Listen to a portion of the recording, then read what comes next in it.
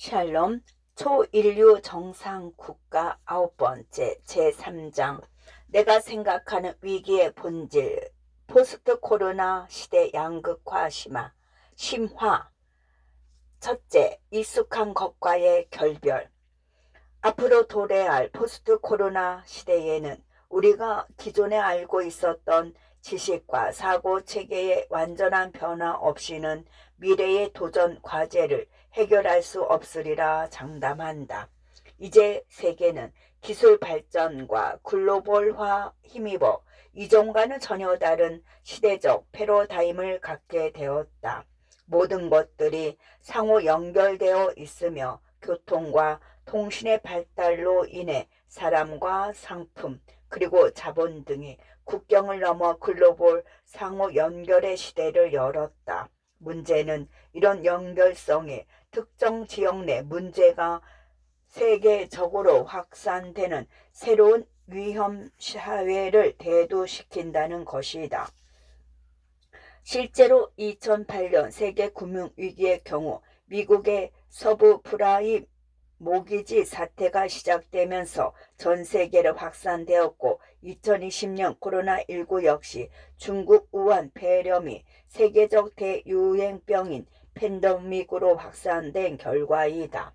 코로나19는 그중에서도 21세기 최악의 충격을 불러일으키고 있다. 무엇보다 연결에 있어 가장 중요한 대면이 원칙적으로 막힌 비대면 룩인 일상이 강요되기 때문이다.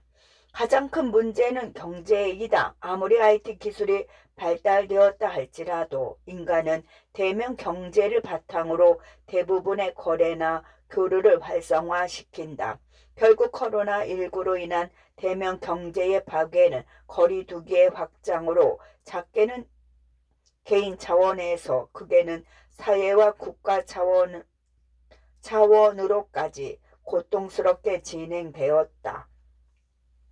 결국 우리가 마주한 코로나19는 이전에는 한 번도 경험해 보지 못했던 불평등의 격차와 양극화의 시대를 열 것으로 전망한다. 위기는 상위 계층보다 취약계층인 저소득층과 사회적 약자에게 훨씬 더 가혹하게 다가온다. 청년과 여성, 저소득과 저학력, 그리고 임시, 일용, 비정규직 노동자들과 자영업자 등의 치열한 생존 절벽에 마주하고 있다. 글로벌 공급 사슬 역시 파괴되어 기존 자본과 시스템 등 사회적 기초 재력이 탄탄한 선진국들보다 이에 취약한 개발도상국과 빈곤 국가들이 더 큰 경제적 피해와 고통을 당하게 될 것이다.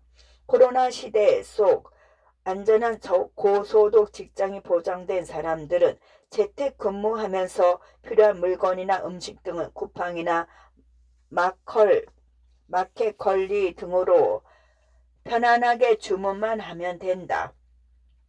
반면 생업 전선에 노출된 각 경제 종사자들은 대면의 위험을 감수한 채 더 활발히 택배, 운송 작업에 투입되어 움직여야 한다. 극단적인 대조로 보일지 몰라도 코로나는 노동시장의 수요와 공급 간 괴리를 한층 더 벌려놓았다. 결국 노동이 전문적이고 복잡할수록 고소득이 보장되는 반면 일이 단순하고 대체 가능할수록 자동화를 비롯한 치열한 내부 경쟁 등이 겹쳐 소득 자체가 사라지게 되는 것이다. 실제로 팬데믹 시대 속 전혀 다른 삶을 사는 두 청년을 본 적이 있다. 한 청년 A는 IT 기반 유명 게임 회사 내 마케팅 부서에 근무하면서 비대면 근무 라이프 스타일에 편안히 적응하면서 별다른 큰 위기와 마주하지 않고 하루하루 본인의 업무를 성실히 처리한다. 오후 업무가 끝난 후에는 본인 집에서 넷플릭스를 틀어놓은 다음 쿠팡 이츠 앱을 통해 자기가 먹고 싶은 음식을 주문하면서 편하게 하루를 마감한다. 사교성도 좋은 편이라 집에 있기 심심할 때는 친구 몇몇과 어울리면서 미래에 대한 고민과 계획들을 하나하나씩 정리해 나가는데 본인 커리어 개발에도 관심이 많아 회사 외에도 코딩과 AI 등 자투리 강의들을 수강하면서 자기 공부에도 열중한다. 반면 대면으로 헬스장을 운영했던 청년 B는 코로나 이후 사회적 거리 두기와 일반 고객들의 연이은 탈퇴로 빈만 떠하는 채 폐업했다. 이후 파트타임 아르바이트를 하나둘씩 해나가면서 부지런히 돈을 벌지만 갚아야 할 빚과 높은 월세와 생활비 등으로 생각보다 저축하기가 쉽지 않다.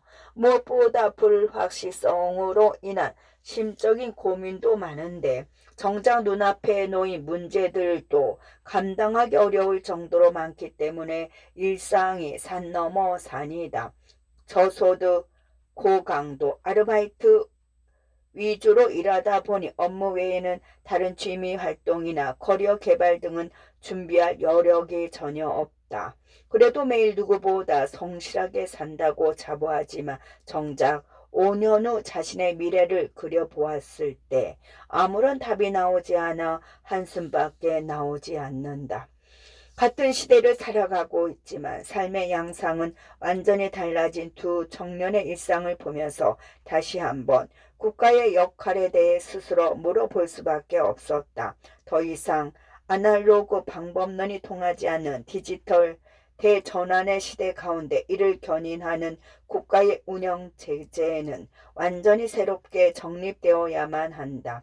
그 시작점으로 나는 프레임 전환을 위한 KG 전략과 초인류 정부를 상징하는 혁신 주도 국가 개념을 언급하고자 한다.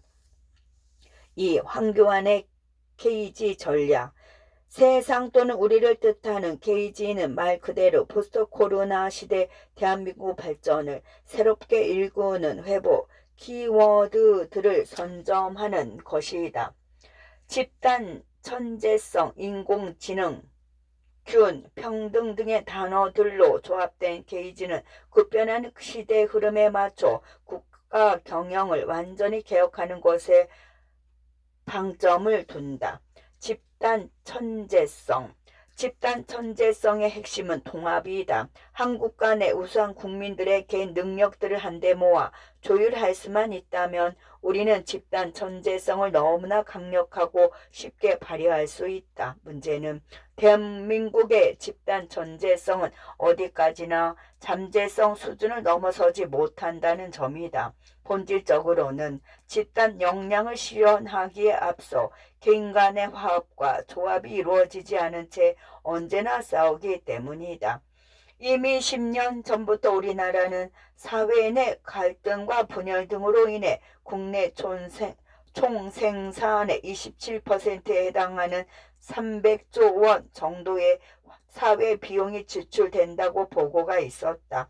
최근 주요 사회적 갈등만 보더라도 그 어느 때보다 첨예하게 대립한다. 오늘날에는 젠더 이슈로 상징되는 남녀 갈등의 최고조에 이르렀고 기성세대가 꼰대로 지칭되는 세대 간의 갈등 역시 만만치 않은 이슈로 떠올랐다.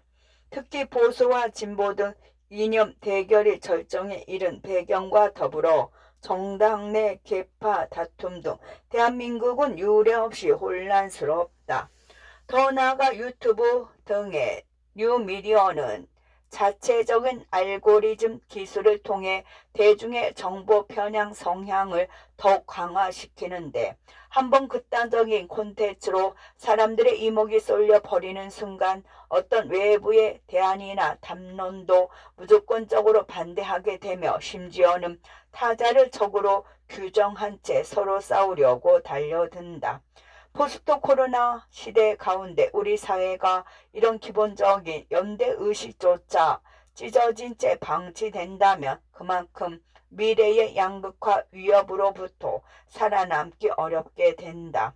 싸우지 좀 말라는 국민적 피로도와 통합 니즈가 갈수록 높아지고 있는데 이를 진정시키기 위해서는 결국 미래 리더십의 역할이 중요하다. 바로 집단 전제성을 실현하기 위한 통합의 정치 리더십이 바로 서야만 대한민국의 다양한 목소리들이 투영된 모두의 비전이 탄생할 수 있다는 것이다. 통합의 정치 리더십은 엄격한 헌법 가치 수호자를 자처하면서 갈수록 다원화되고 있는 민주주의의 색채를 더욱 조화롭게 공존시키는 관리자의 역할에 더 충실해야 한다. 과거 카리스마 스타일로 리더 개인이 국민 전체를 휘어잡기보다는 차별화된 미래 방향성을 제시하여 국민들과 소통하며 이끌어야 한다. 무엇보다 우리는 이제 포스트 코로나 시대 가운데 상호 공존하고 협력하지 않고서는 이 난국을 헤쳐나갈 수 없다. 결국 리더는 민주주의를 소유해야 한다. 과거의 불평등과 현재의 불공정, 그리고 미래의 불확실성 모두를 극복할 수 있는 강력한 국민적 연대의식을 고취하기 위해 더욱 겸손한 자세를 취해야 한다. 무엇보다 개인의 축적된 경험과 노하우만으로 국정을 이끌겠다는 착각으로부터 자유로워야 한다. 지금까지 구중궁궐 청와대서 소통이 단절된 채 군림하였던 지도자들의 말로는 결코 행복하지 않았다는 점을 잊어서는 안 된다. 리더 개인의 경험함 못지않게 우리 사회 내 민주주의의 가치가 더욱 학습되고 뿌리 내릴 필요가 있다. 앞으로 뉴미디어와 IT 기술 등의 발달 등에 힘입어 개인의 가치와 개성은 더욱 다원화되겠지만 그만큼 공생과 조화의 난이도는 갈수록 도전받게 될 것이다. 특히 미국에서 등장한 VUC의 신조어는 우리나라 민주주의의 성장통에 있어 지속적인 문제들로 작용할 것이다. 구체적으로는 변동성, 불확실성, 복잡성, 그리고 모호성 등을 말한다. 변동성과 불확실성, 개인 자유의 존중. 변동성과 불확실성은 공통적으로 빠른 시대 변화로 인해 발생하는 끝없는 새로움에 연결된다. 한 곳에 오래 머물기보다는 매번 새로운 것에 노출되고 또 그 다음 단계로 계속 넘어가다 보니 그만큼 현재의 변동성과 미래의 불확실성은 커질 수밖에 없는 것이다. 그러나 시대가 변해도 절대로 변하지 않는 가치의 정립은 중요하다. 그것은 바로 자유이다. 특히 변화의 주체로 다양하게 자리 잡는 개인의 시대일수록 한 인간 개인의 자유의 가치는 민주주의의 발전의 핵심 요소로 보아야 한다. 자유의 가치가 정립되려면 그만큼 개인의 자유가 충분히 존중받아야 하며 또 개인의 정당성, 실력 발휘에 있어서는 국가의 도 넘는 개입과 간섭이 배제되어야 한다.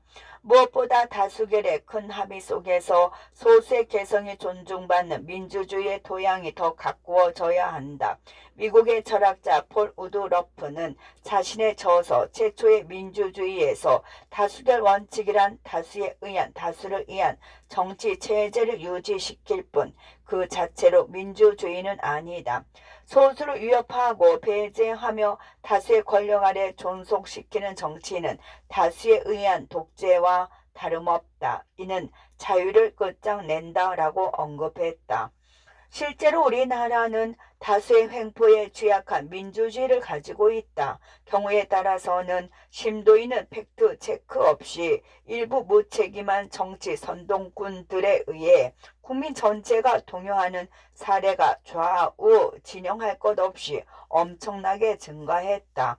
토론은 생략되고 소수 의견은 묵살당한 채 다수의 뉴미디어로 급부상한 단기 여론에 의해 개인이 무차비하게 단합받는 냄비 현상이 일상화된 점은 뼈 아프다.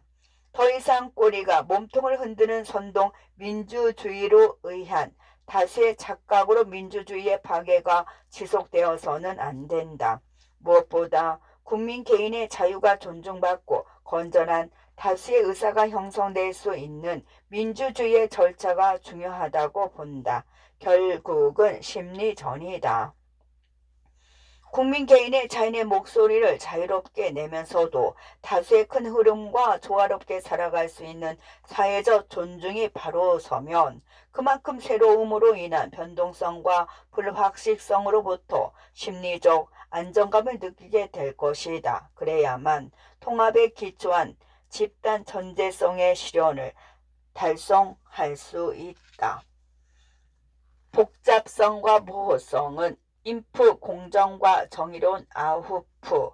갈수록 다원화된 개성들이 난무하는 세상 가운데 민주시민은 어떠한 어려운 문제와 마주하더라도 이를 해결할 수 있는 그 기본 원칙을 정립해야만 한다. 다시 말하자면 공정한 원칙을 중심으로 앞으로 더욱 복잡해지고 모호해질 사회 내 문제들을 정의롭게 풀어내야 한다는 것이다.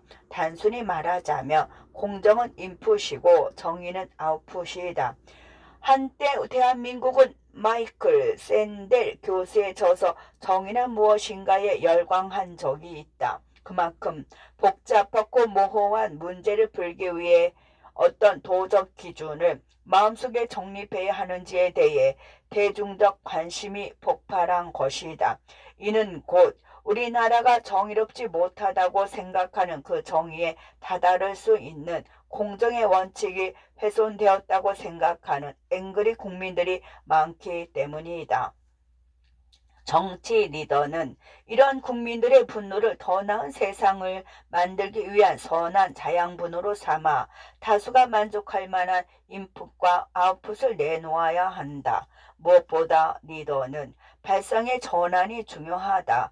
현대 사회의 복잡성과 모호성은 그 해결 방식이 간단할 때만 큰 힘을 발휘한다.